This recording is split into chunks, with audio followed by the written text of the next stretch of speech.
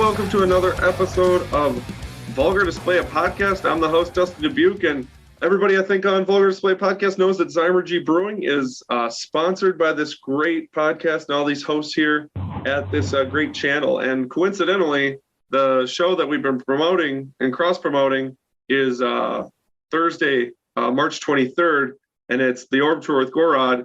And I'm here with Julian from Gorod, which is pretty cool, who are kind of semi on their trek up to get to our venue. So it's great to be chatting with you right now. So hello, nice to meet you, everyone. It's really cool. We are in Chicago in 2 days. You're there, so pretty excited about the show tonight. All the tour and everything. Because this is actually just let's say the beginning. This is the first part of the tour, and we are already tired. So that's all. Everything's perfect. I was gonna say, how many? You're only like what, six dates in? Is that what you said? Yeah, this is show number 6 tonight, and the whole tour is 28 shows. Jeez. So it's just like a whole American tour. You can't be tired yet. How are you going to handle the next 3 weeks? No, that's fine. Yeah, because yesterday we had to drive directly. We slept in the van, so time to time this is kind of tricky. And Gorod is not a very new band, so it features old guys, and we need more time to recover. So no, I'm kidding a bit, but it's harder to recover than it used to be. But no, that's fine. That's fine. We're gonna handle it, no problem. Sure. What's so you're in the States for this tour and stuff? How is that like? When's the last time you guys have toured or been over in the States? Yeah, previous time was actually 3 years ago, right before the lockdown, right before the COVID. So there was a tour in Vietnam, and it was some kind of the same loop, more or less. And we started for us in February in Canada. So we had a couple of shows in Canada, like 6 shows there, and then US. And if I'm not wrong, I guess that the last show was the 9th of March. So right before that. So it's the 9th of March 2020. And then so we have no specific tour or show that was scheduled afterwards. So in the what's happened is like we made this tour, then 3 years of almost nothing, making the album, and now back on tour. So this is our first tour since the actual break. Oh, wow. Yeah, I guess I didn't know that. Well, welcome back to the United States for your first tour. So we appreciate you guys making this the first trek. And the thing is that we can say that we tour more in America than in Europe. Yeah. Because, this is our latest tour, so we made no tour in Europe between that. So.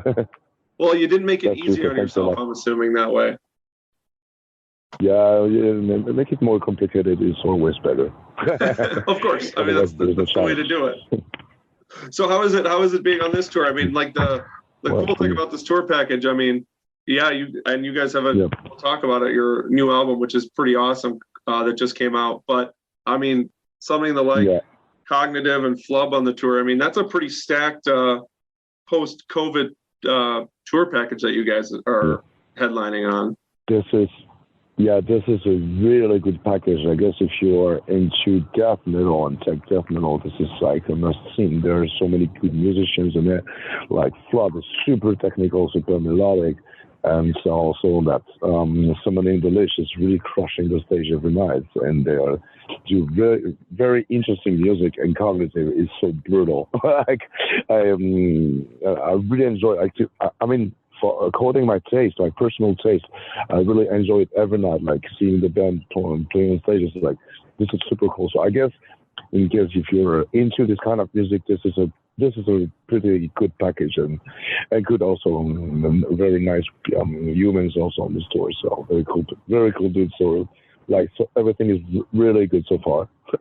Yeah, dude, that's awesome. I know when we've only started doing up at Zymurgy shows over the last couple of years, and of course, COVID derailed it for, a year. So we're relatively new to the game. So when we had the opportunity to get you guys, and we've had Cognitive before, which I think is how we kind of got hooked up with this.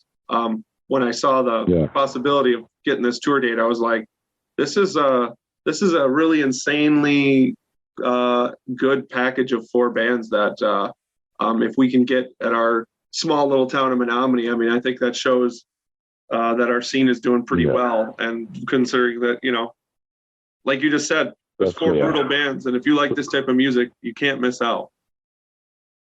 Yeah. So just show up, come to the concert. Exactly. Everyone. Thank you. That's what I've been telling everyone. And then we can play. Come to the concert, and it's a great time. Yeah. For sure, 100%. So how is so I've been listening to the Orb on repeat for the past few days because I've listened to you guys on and off for years, and I mean I just love what you guys do, but man, the new album's so diverse, which I'm sure you've probably either used the word or heard it enough times that there's like so much on it for everyone. I mean, was that intentional when you went about doing it, or is it just how it kind of happened? Actually, there was will. Like, we really wanted to make it more diverse than usually. And the thing is that we started to have like not a lot of albums, but many albums. So this is the album number 7 already. And what we wanted to do is we always want actually to make some experimentations, to try new things we never did before. And that's the point. And when you try to make new things, so sure, you are taking some risks in a way for the audience, or for the crowd, or for anyone, for all the listeners. But as musicians, this is really important to do new things, like not playing all the same thing all the same time. I don't mean it's bad, because for instance, I'm super fan of Cannibal Corpse. And what I love with Cannibal Corpse is that they do Cannibal Corpse shit. Right. It will never change. But we are not in this way of doing music. As for us, this is way more interesting to bring always new, fresh, brand new stuff. But we tried time to time not to go too far. And there was a decision to make some kind of synthesis of our whole discography, like making references to the second album, to the third one, to all the others, and make like a mix of all this, and like a real melting pot, I would say, of all what we made before. So this is why it can sound a bit more diverse than the previous record. For instance, Æthra is more in the same line, on the same way, on the same line, the entire album. This new one, there are way more experimental stuff. We are back to jazzy and some more clean vocals also, and a bit less blast beats. But also, let's say that one of the most brutal songs we ever composed is on this album, which is the second last one, Scale of Sorrows, just like relentless blast beat stuff. We never did that before like this. So, yeah, I think it's pretty balanced, and I'm really super satisfied from this one, and it doesn't happen to me that many times. So for once, I'm happy with the result.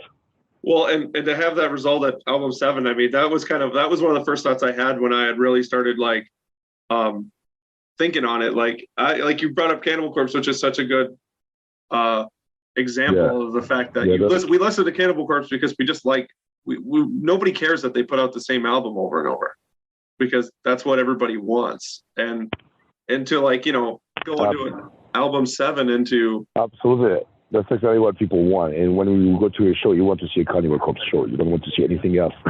Right. Like some new stuff. You don't want to see super fast blast beats or whatever. You want to see this the way they do it. So yeah, I fully respect. But yeah, we are, as I mentioned before, we will try to follow a different direction. Yeah, well, and that's awesome. Like, I mean, I think sometimes that, like, and again, I thought that even when I listened to it, I'd listened to your 2018 release before, quite a few times. And so when I saw that you guys had this one, the Orb coming out, I was like, okay. And even when I listened to this one, I'm like, this is even more, I'm trying to think of a different, saying the word diverse, I can't just stop saying it, but it just seems so different. And like every song is different enough with like you're playing with the genre of metal a lot in it, which is what I really am attracted to. Absolutely. I'm not saying they're like focused on strictly pure death metal or tech death. We try to get a bit further, and we made it actually on purpose. So that was a decision we made together. Like try to get rid a bit of the classification of tech death band. So bringing new stuff, being more like not only oriented on blast beats and super technical riffs, like impressive stuff. We're trying to bring some new melodies and stuff like this. So yeah, you can tell too because that was the decision we made. This is why when we release the singles, we put some songs that we don't usually show like as an important one, and this is also why this album is named The Orb, and The Orb is one of the most. This is something completely different than we used to do previously. There has never been that many clean voices, so I know that for death metal lovers, this is terrible. Like, stop puts clean vocals on fucking death metal. But yes, we're sorry. Just like to do it, I'm super sorry for this kind of person. But yeah, don't worry, there are tons of songs with big squeals and stuff like this. So. Well, I was just gonna say, even with the vocals, you're like the vocals are all over the place too, which is what I like. And again, like you said, I'm a death metal guy. Sometimes when I hear clean vocals, I'm just like, oh man. Yeah. But not in this. I mean, again, it seems to fit the whole vibe of the whole album now. So like it totally works. But yet there's songs like I mean, We Are the Sun Gods. If I have to show in the last couple of weeks more people that song, because I'm just like, this is so fast and heavy and still so interesting to listen to. And I'm just like, that's like bring up the fact that you guys are coming to my town in 2 days. I literally, that's the song I've been pulling up and sending to people. I'm like, check this out. This is like so interesting. And the feedback I even get from people who don't listen to metal are like, wow, that's pretty good. So but we really wanted to make it as an odyssey. Like it's a little trip. Like you go from this place to another place or something else. Like you cannot. We don't want that the listeners get bored by listening to it. Like you're doing the same things all the time. So being diverse, bringing new elements, getting out of our comfort zone. Also, this is what we're trying to do. So that's not easy because it means that you start to play things you're not used to do. You're not used to play, so you're not probably good at. So I know this is risky, but yeah, we like to take this kind of risk, but also we mix it with songs we are better at, like traditional death metal, and so so it's like people will be satisfied with this sort of balance we try to make, and also a little surprised with the last song, isn't it? Yeah.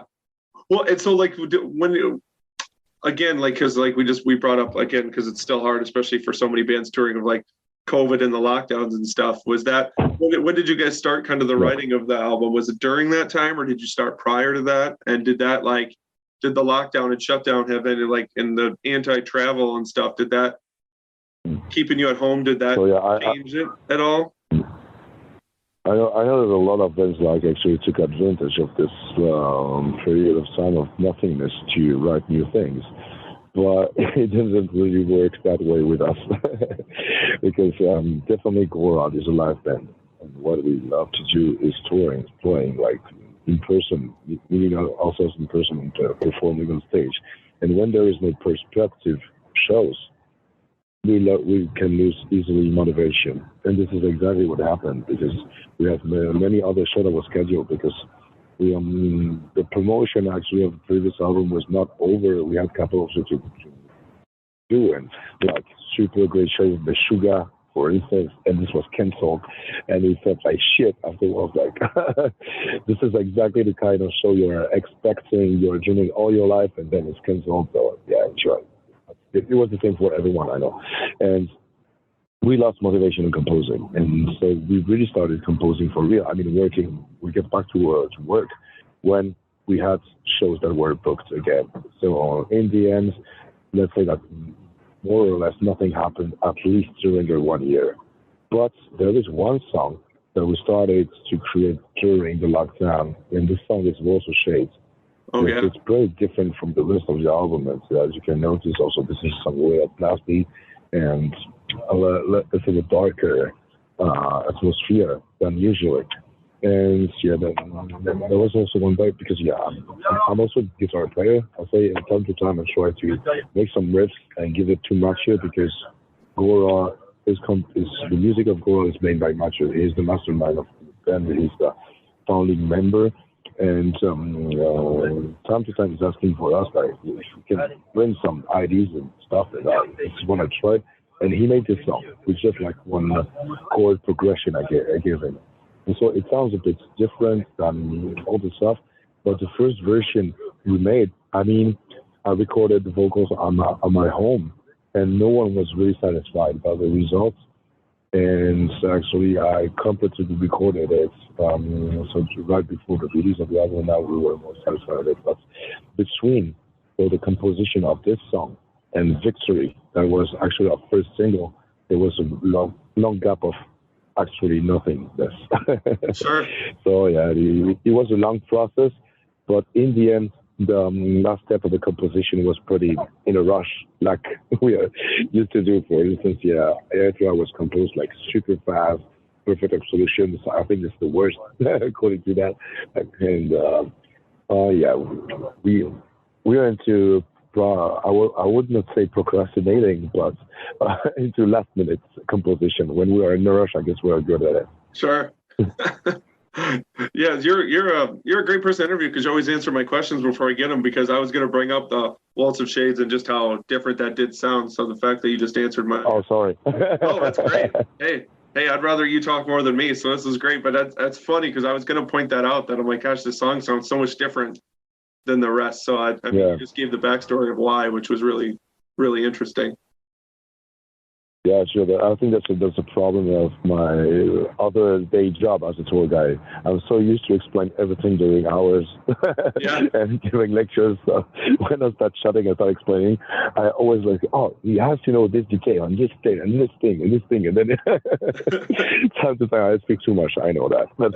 Hey, I get it. Not because of me, because of my job. Yeah, you and I have that in common. I actually work for a museum for my day job too. Yeah. So when it comes to tour guiding people through certain histories and stuff of cities and stuff, that's we are similar in that way. Yeah, exactly. This is what I had to do, like every time, because I'm working in some kind of lecture, but it's a lecture in a museum, in a church, in a let's say classified monument to the UNESCO place or something like this. So people are here to listen, and I need to give them all information, and this is what I'm trying to do on this interview. Hey, it makes my job easier on this end too. So I mean, if you just want to keep going, tell us all thing Gorod. You're welcome. Well, as we semi-wind down here, I know you and I, even off of Mike, were talking about this. I know it's hard when you're touring and stuff, but of like just your like interest in history and all those like in different stops and stuff. So hopefully you're able to. Is there any other places you might have? I know off Mike, we had a few places that were closed, which I'm not surprised on a Monday and Tuesday in the United States. That's a true thing. But like you said, you're kind of the main man of sightseeing. Is there any specific things you're looking for maybe to see on this tour? Yeah, on this tour, there's so much bad luck for me. I mean, following if I consider the dates and the show that they were location where we are, so being in Detroit, so I couldn't see the DIA because yesterday was Monday, today is Tuesday. So Tuesday, the Chicago Art Institute is closed as well.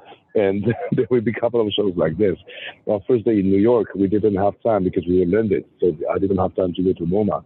So it's all like this. And, touring, all the bands know that touring is mostly that, like seeing different truck stuff and venues and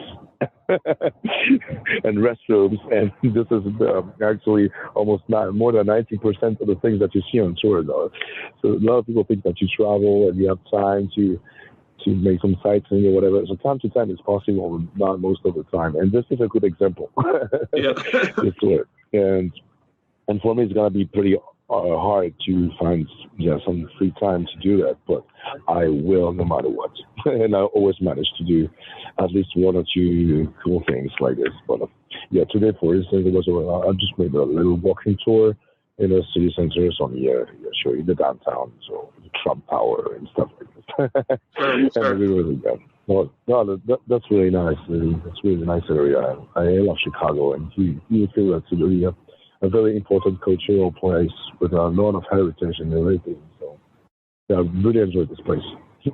Good. Yeah. Yeah. It's great. And I know, well, the good thing we just discussed how you're only 6 days in on the tour and there's another few weeks left. So at some point the luck has to turn around and you're going to get, you're going to be able to actually stop off somewhere and not just see a fast food restaurant in a venue's bathroom. So that's probably a good thing. Yeah, petrol station, fast food. That's it. And stage merch. That's it. This is no life. At least I know again, folks at Vulgar podcast know that Zymurgy Brewing. Hey, at least we have local good beer to drink. So I mean, you're going to at least get that in 2 days when you're in Menominee. Yeah. So that should hopefully just bring a little extra, at least a little excitement if you don't get a chance to get around. Yeah, sure. And you can actually rely on us. We are pretty good in, let's say, tasting stuff. Like, for instance. Oh, man. You know, we are French. We can help ourselves because of the cuisine, because of the wine and everything. So we're into food and drink and beverage. Okay, so that's the thing. Is like, so what if you're in the United States and you said you've toured here before, is there like a specific drink or food that for some odd reason here you just kind of think like, okay, this is what I want to eat here or drink? I think that's what I enjoy the most. Like I really like the briskets, to be honest. Yeah, this is something I really enjoy, and I think like when we've been in the South, like New Mexico, Texas, or this kind of areas, we're gonna have good ones. So. Yeah, this is something that is pretty exciting to me because we don't do it that much. No, in France, this is not the kind of stuff we do. And you know, here, let's say the Texas barbecue is something. Something. Famous for that. So yeah. But I like pretty much everything. So I'm pretty open-minded with the food and everything. But yeah, to me, that's the most exciting thing is definitely the Texas barbecue. All right. We can get behind that. That's always good. I love going south for that. Right there. Yeah. Well, before we kind of end up here, so you can keep going on the road and getting your way up to northern Wisconsin. You're not that far away right now, so that's good. At least it's a short little couple days that you have ahead of you right now. Where can people? So where should folks find Gorod? Where can they if they're not coming to support on a tour date, which everybody should, go to Gorod's Facebook page or anything and look at the tour dates or Cognitive or Flub and see where they're coming to your town. But if not, where can they find you and where can they buy merch or buy the album or support the band as you're on tour? Yeah, support us and help us to to get to know more the country and to taste more beers. Yeah. Well, that's great, man. Is there anything else you want to say before we get going here, and you guys keep doing the rest of the trek? No, the only thing I really have to say is that as we are really into concerts and shows, if anyone listens to it, and if we just check out all the days of this tour, and if you are playing not too far from your place, feel free to show up. Even if you don't like Tech Death, come over here. We're gonna have some fun and we're gonna talk because we are into cultural exchange and everything. So feel free to come over and have a good time because this is what is gonna happen, no matter what. Yeah, man, that's awesome. Well, thanks, Julian. You and I will be seeing each other in a couple of days. I'm sure everybody out there will be excited to listen again. Everybody listen to The Orb wherever you stream or purchase some stuff or do all the things. So, thanks for being on. I appreciate it. Yeah, you're really welcome. More than welcome. So, thanks a lot for the interview, for everything, and keep supporting rock and roll. Yes, keep supporting metal out there. Thanks, everyone.